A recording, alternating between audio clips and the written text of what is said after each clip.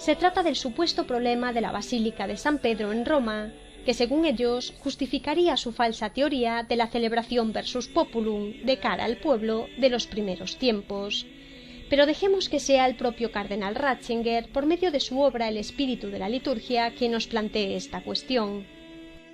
Las investigaciones topográficas han revelado que la Basílica de San Pedro estaba orientada hacia Occidente, de modo que si el celebrante quería mirar a Oriente, tal y como exige la tradición litúrgica cristiana, tenía que estar detrás del altar y en consecuencia miraría hacia el pueblo. En cualquier caso, por influencia directa de la Basílica de San Pedro, se puede ver esta disposición en toda una serie de iglesias. La renovación litúrgica del recién acabado siglo ha hecho suya esta presunta posición del celebrante para desarrollar una nueva idea de forma litúrgica. De acuerdo con ella, la Eucaristía tiene que ser celebrada versus populum, es decir, de cara al pueblo. El altar, como puede deducirse de la configuración de San Pedro considerada como normativa, se ha de erigir de tal manera que el sacerdote y el pueblo puedan mirarse unos a otros y juntos constituyan el círculo de los celebrantes. Sólo esta forma haría justicia, además, a la imagen originaria de la Última Cena. Estas conclusiones parecen tan convincentes que después del concilio, que no habló de una disposición cara al pueblo, se han erigido nuevos altares por todos sitios. La orientación de la celebración versus populum aparece hoy, por así decir, como el verdadero fruto de la renovación litúrgica llevada a cabo por el Vaticano II. De hecho, es la consecuencia más visible de una nueva forma que significa no sólo una mera distribución de los lugares litúrgicos, sino que implica también una nueva idea de la esencia de la liturgia en cuanto comida comunitaria. Es evidente que de esta manera se ha tergiversado el sentido de la Basílica romana y de la disposición de su altar. Y en su libro El rito y el hombre, Louis Bouyer escribe: La idea de que la Basílica romana era la forma ideal de una iglesia cristiana, porque permitía una celebración donde sacerdotes y fieles estuviesen cara a cara, es un completo contrasentido. Sería lo último en que hubiesen pensado nuestros antepasados. Monseñor Klaus Gamber, por su parte, nos explica en su obra Vueltos hacia el Señor un poco más sobre los templos que, influenciados por la Basílica de San Pedro, tenían su entrada al este y, por tanto, su ábside y altar orientados al oeste, incumpliendo aparentemente la norma de orientación. Del hecho de que en algunas de estas últimas basílicas hubiera sitio detrás del altar para el celebrante, a veces se ha deducido que éste se colocaba en ese lugar y que por consiguiente estaba vuelto hacia el pueblo. Ahora bien, esta es una conclusión manifiestamente errónea, como se puede demostrar de manera irrefutable con la ayuda de los resultados de las excavaciones arqueológicas. Si no, ¿por qué se habrían construido estas iglesias exactamente en dirección al este? Claramente, la orientación de las naves de todas las iglesias en la línea este-oeste y no de otro modo es un testimonio arqueológico irrefutable de una orientación del culto, tuvieran el ábside en el oriente o en el occidente. Pero dejemos que Monseñor Klaus Gamber nos siga explicando esta cuestión. En su libro Vueltos hacia el Señor se recoge la siguiente pregunta. Cuando el sacerdote se colocaba detrás del altar en las iglesias, que tienen su ábside en dirección al occidente, como San Pedro de Roma, ¿no tenía lugar una celebración cara al pueblo? Y él responde: No, en efecto, durante la plegaria eucarística o canon mise, no sólo el celebrante sino también los fieles se volvían hacia el oriente, como lo hizo observar San Juan Crisóstomo. Todos miraban en dirección a las puertas abiertas de la iglesia, por donde penetraba la luz del sol naciente, símbolo de Cristo resucitado que vuelve.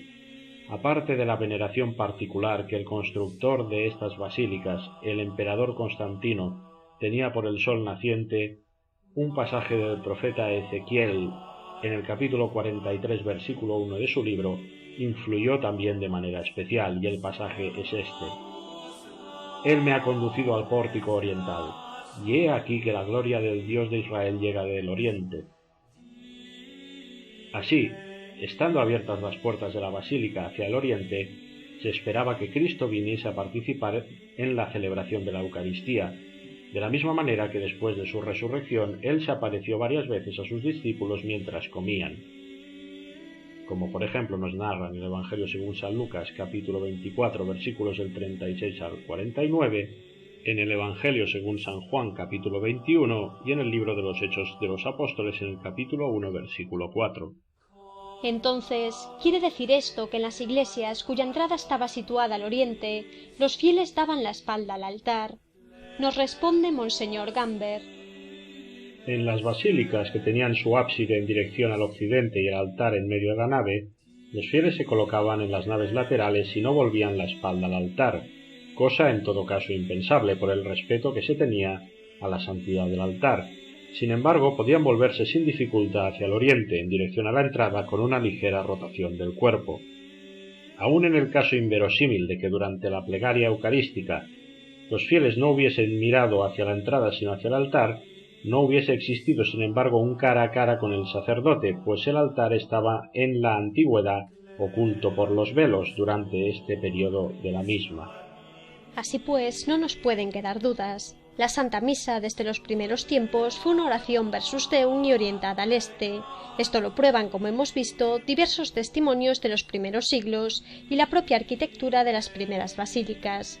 Pero antes de seguir adelante en la narración, tenemos que hablar de otra de las muchas mentiras que los enemigos de la fe han difundido sobre la Santa Misa primitiva, mucho más perniciosa si cabe que la del culto versus populum. Hablamos de la forma en la que los primeros católicos recibían la Santa Comunión. Siempre se nos ha dicho que en los primeros tiempos los fieles recibían la comunión en la mano, pero hemos de decir que esto es mentira, y los múltiples testimonios a lo largo de la historia lo confirman. Su Santidad el Papa San Sisto I, en el año 115 después de Cristo, decretaba lo siguiente: Las sagradas especies no son para ser manipuladas por otros que no estén consagrados al Señor. Otro santo pontífice, su Santidad San Euquitiano, que estuvo en el trono de San Pedro del año 275 al 283, decretaba: Prohíban a los creyentes tomar la sagrada hostia en la mano. A mediados del siglo IV, San Basilio el Grande, doctor de la Iglesia, escribió: No hace falta demostrar que no constituye una falta grave para una persona comulgar con su propia mano en épocas de persecución cuando no hay sacerdote o diácono. Lo que implica afirmar que recibir la Santa Comunión en la mano en otras circunstancias que no fuesen la persecución era una gravísima falta. De hecho, este santo reiteró en varias ocasiones esta única excepción. El derecho de recibir la Santa Comunión en la mano es permitido solamente en tiempos de persecución. Y ya el Concilio de Zaragoza, celebrado en el año 380, decretaba el siguiente anatema: Excomúlguese a cualquiera que ose recibir la Sagrada Comunión en la mano. Y el Sínodo de Toledo, celebrado poco después, confirmaba esta sentencia. Otro doctor de la Iglesia, San Agustín de Hipona, en una de sus cartas a Genaro con respecto a la tradición de la comunión en la boca, escribía: Sería una locura insolente el discutir qué se ha de hacer cuando toda la Iglesia universal tiene ya una práctica establecida.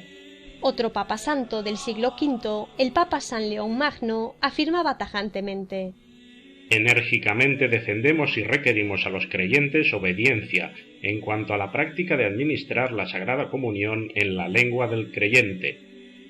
Se recibe en la boca lo que se cree por la fe. Y el magisterio de la Iglesia en esta materia ha sido invariable a lo largo de los siglos.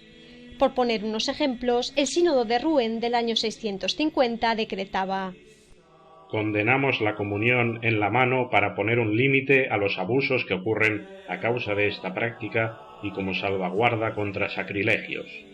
El Sexto Concilio Ecuménico en Constantinopla, celebrado entre el 680 y el 681, volvía a incluir este anatema: Prohíbase a los creyentes tomar la sagrada hostia en sus manos, excomulgando a los transgresores.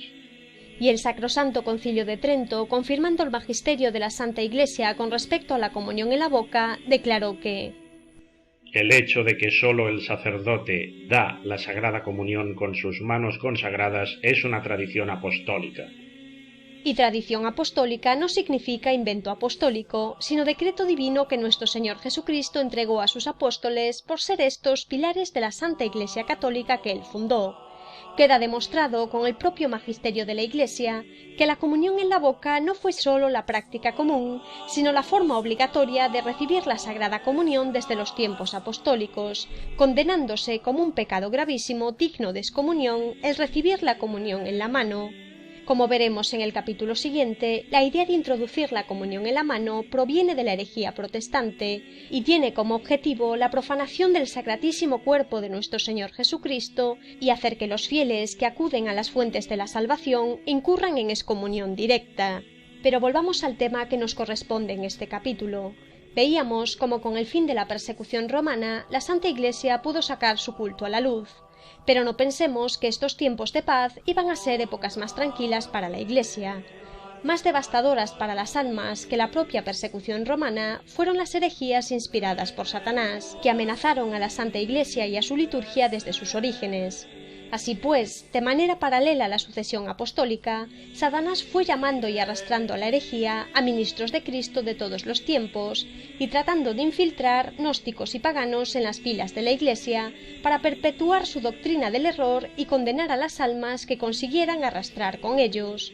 Para ello, se readaptó la doctrina gnóstico-pagana para darle una apariencia cristiana que le permitiera pasar desapercibida e inyectar así el veneno del error al mayor número de almas posible.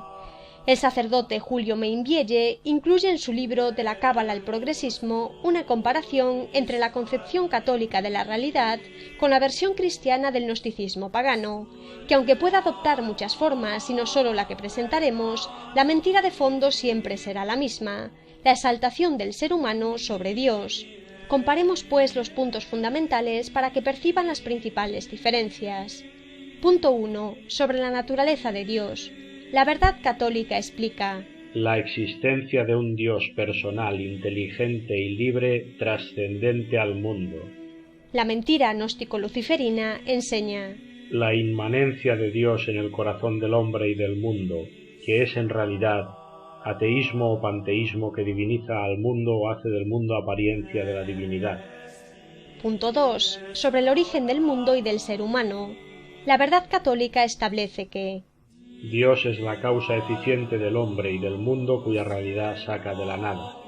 En cambio, la mentira gnóstico-luciferina afirma que el mundo y el hombre son hechos de la substancia de la divinidad. Punto 3. Sobre la relación entre Dios y la humanidad. La verdad católica explica que Dios destina al hombre a su unión eterna con lo divino, dándole por la gracia un destino que supera todas las exigencias de su ser.